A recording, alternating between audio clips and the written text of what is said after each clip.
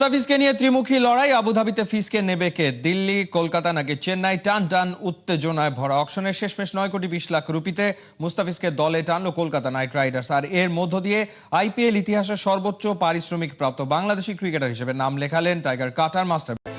Auction টেবিলে Kolkata knight Riders দলের প্রধান নির্বাহী ভেঙ্কি মাইসোর আর হেড কোচ অভিষেক নায়ারের হ্যান্ডশেক। সাথে সাথেই আইপিএল নিলামের বিগ মঞ্চে ভেসে উঠল একটা নাম, বড় করে লেখা মোস্তাফিজুর রহমান সোল্ড।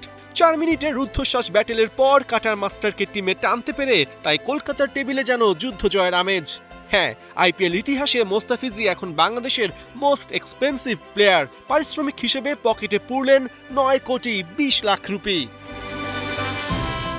আবুধাবিতে আইপিএল এর মিনি নিলামে শুরু থেকেই অনিশ্চয়তা ছিল 7 বাংলাদেশির কেউ দল পাবেন কিনা, কেননা এবারের আইপিএল এর পুরো সময়ের জন্য এনওসি দেবে না বিসিবি। তাই অকশনার মল্লিকা সাগর মুস্তাফিজের নাম ওঠাতেই শুরু হয় অপেক্ষা। 2 কোটি রুপির বেস্ট প্রাইসে থাকা মোস্তাফিজের জন্য প্রথম কলটা করে চেন্নাই, পাল্টা বিট করে দিল্লি। 2 দলের হয়ে আগেই খেলেছেন মোস্তাফিজ, তাই ফিজের কদরটা বুঝে চেন্নাই আর দিল্লি নেমে পড়ে ব্যাটেলে। 2 দল মিলে 2 কোটি ভিত্তিমূল্যের মোস্তাফিজকে নিয়ে তোলেন 5,40,00,000 রুপিতে। দিল্লির হাবভাবি স্পষ্ট ছিল, মোস্তাফিজকে তাদের চাই।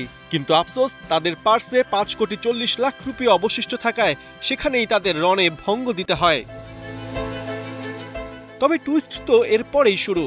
চেন্নাই যখন ভেবে নিয়েছিল 5,40,00,000-এ তারা মুস্তাফিজকে দলে টেনে নিয়েছে, তখন দৃশ্যপটে হাজির হয় Kolkata knight riders. Head coach Abhishek Nayar, bowling coach Tim Southee আর কেকেআর এর সিইও ভেঙ্কি মাইসোর মিলে শুরু করেন চেন্নাইয়ের সাথে পাল্লা দিয়ে বিডিং।